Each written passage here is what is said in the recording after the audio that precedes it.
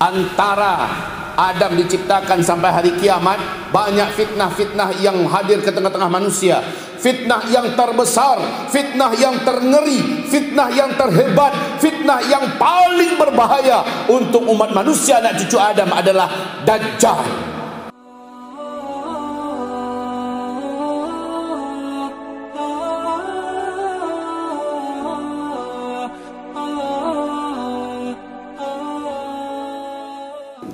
Baik Bapak Ibu yang kami muliakan, tema kita seperti yang kita umumkan malam tadi tentang makhluk yang paling terlaknat, makhluk yang paling berbahaya, makhluk yang paling besar fitnahnya, yaitu Dajjal laknatullah alaih. Bapak Ibu, saking spesialnya fitnah Dajjal ini, sampai-sampai Nabi Muhammad SAW mengajarkan sahabat-sahabatnya dan umatnya jangan pernah lupa berlindung dari Dajjal sebelum Assalamualaikum setiap sholat. Jadi setelah tahiyat akhir, sebelum Assalamualaikum warahmatullahi wabarakatuh, jangan lupa berlindung kepada Allah daripada fitnah Dajjal. Sebab kalau iblis, setan, fitnahnya cuma menggoda ke dalam hati, menggoda supaya kita melakukan yang salah, dosa, maksiat, supaya kita sesat. Ini iblis, setan dari bangsa jin, cuma itu kemampuan mereka. Tapi kalau Dajjal bersatu dengannya kemampuan manusia yang mengalahkan dan mengungguli teknologi-teknologi yang ada dengan sihirnya dan juga kemampuan setan.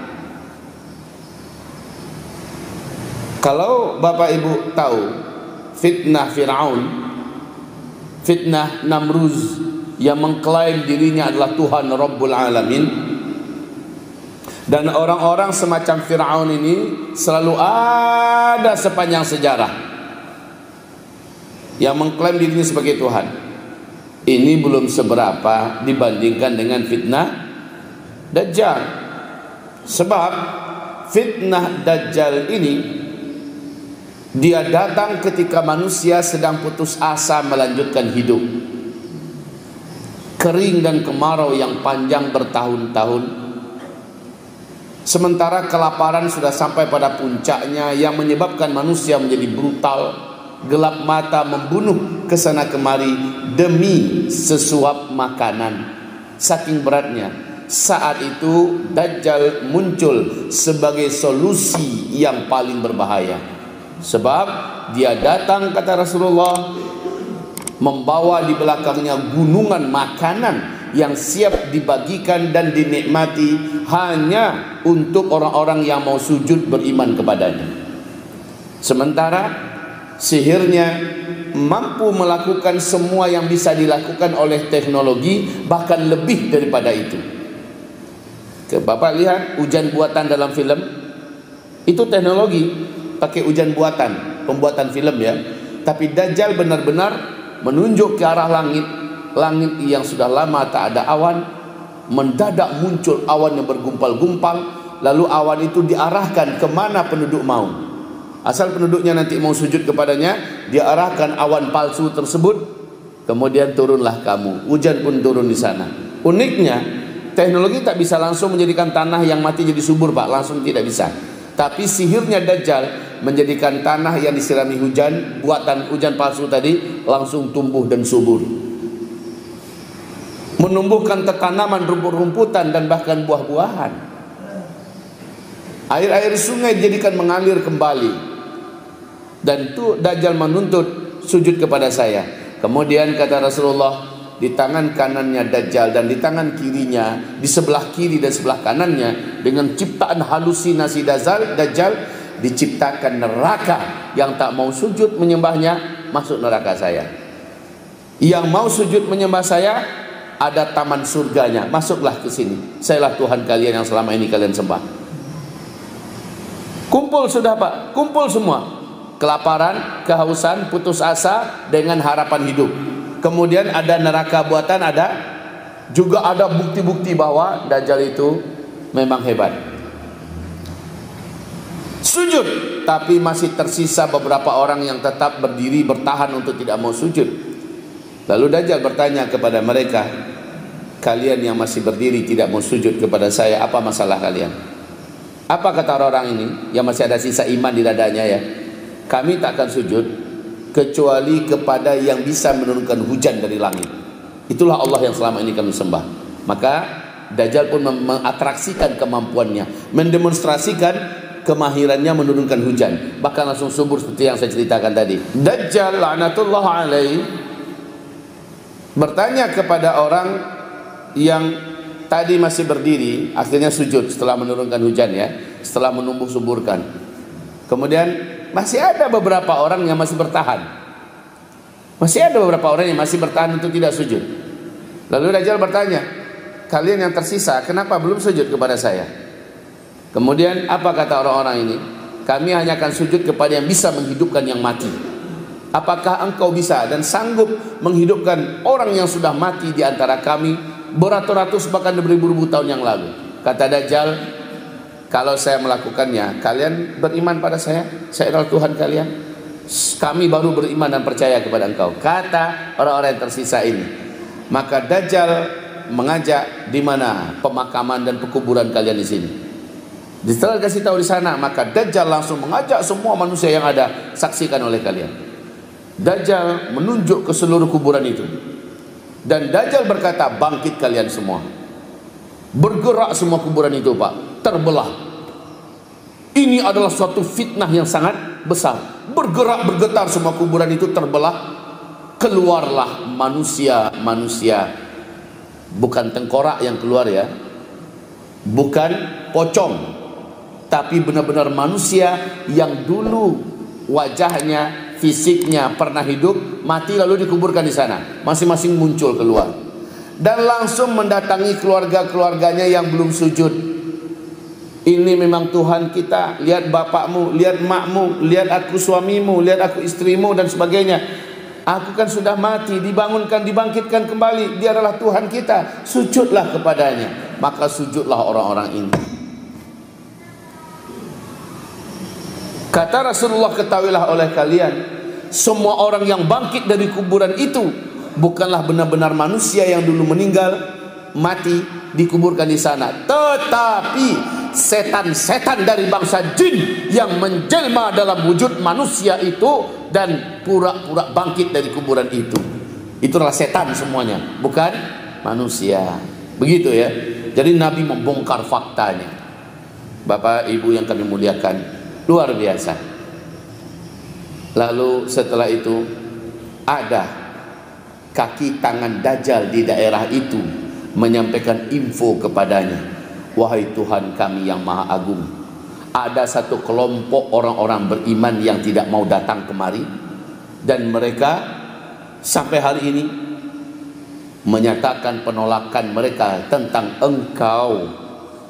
Mereka sampai hari ini hidupnya tetap terjamin. Tanah mereka masih subur, air mereka masih mengalir, tanam-tanaman dan buah-buahan mereka masih ada, hewan ternak mereka masih hidup.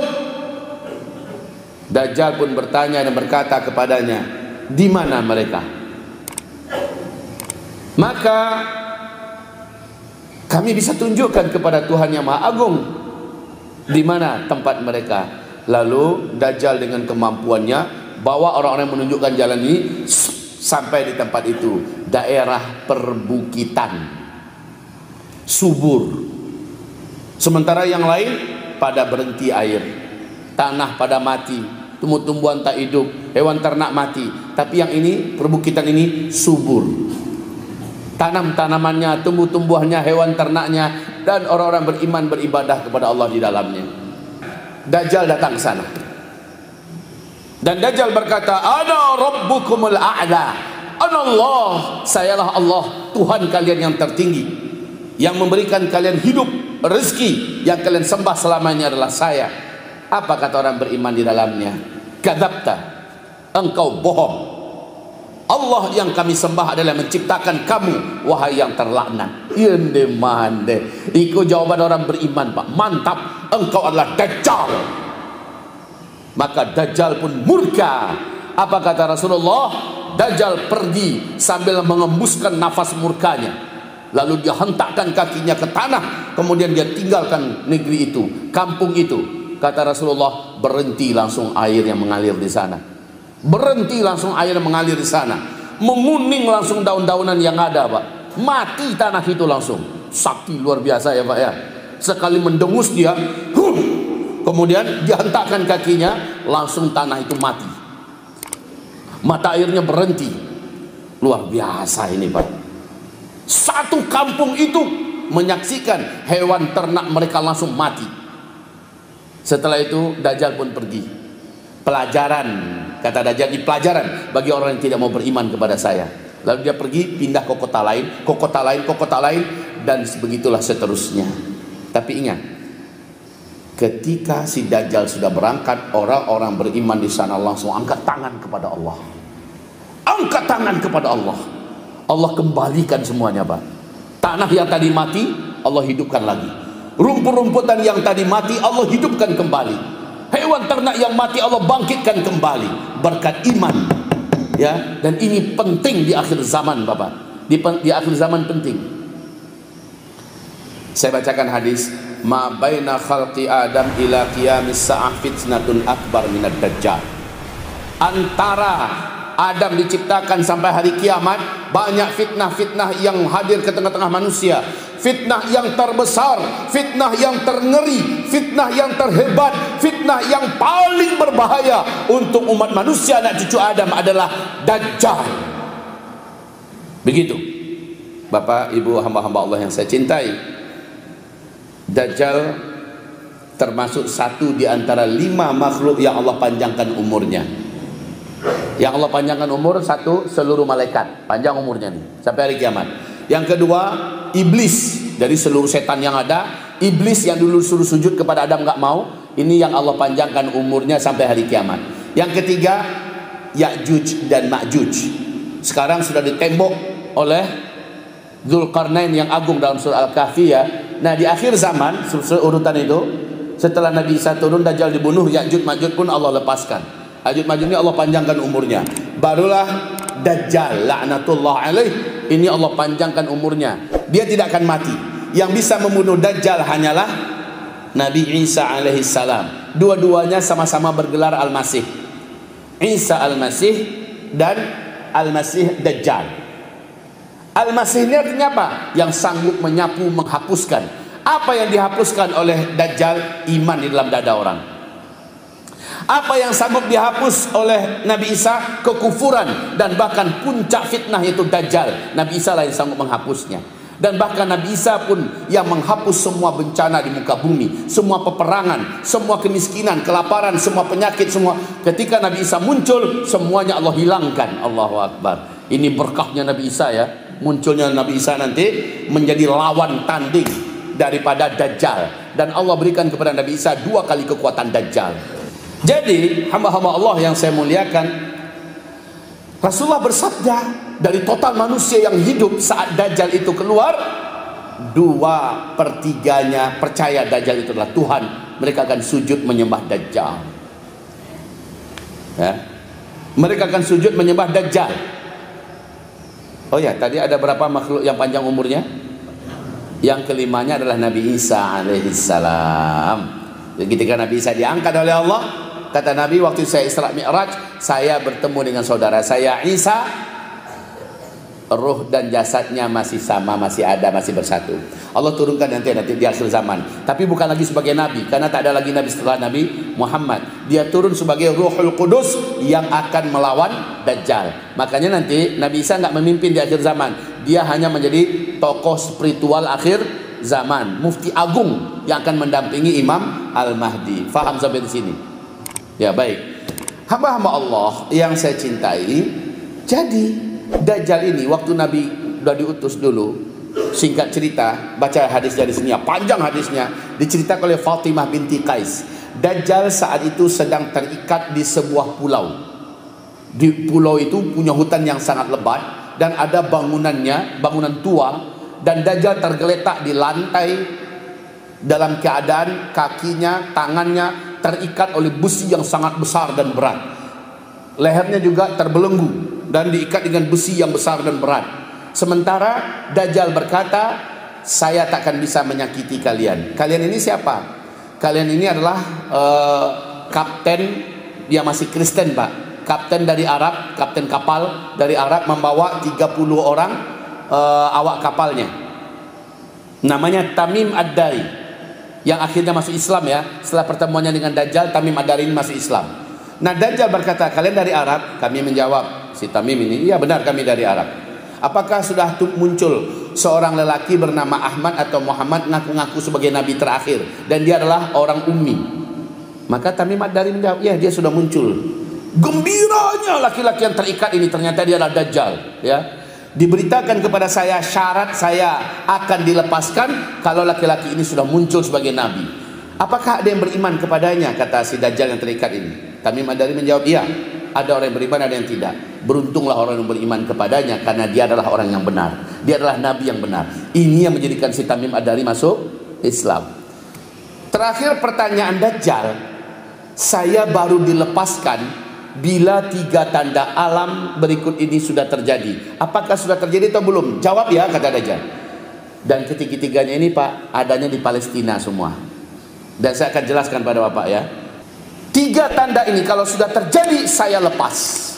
Tanda-tanda yang menunjukkan Dajjal sudah sangat dekat, ini sudah terjadi di sini, di budaya penguasa-penguasa yang zalim, kezaliman di mana-mana, susahnya mencari keadilan, banyaknya penipuan di mana-mana, muncul di sini semua tanda-tanda.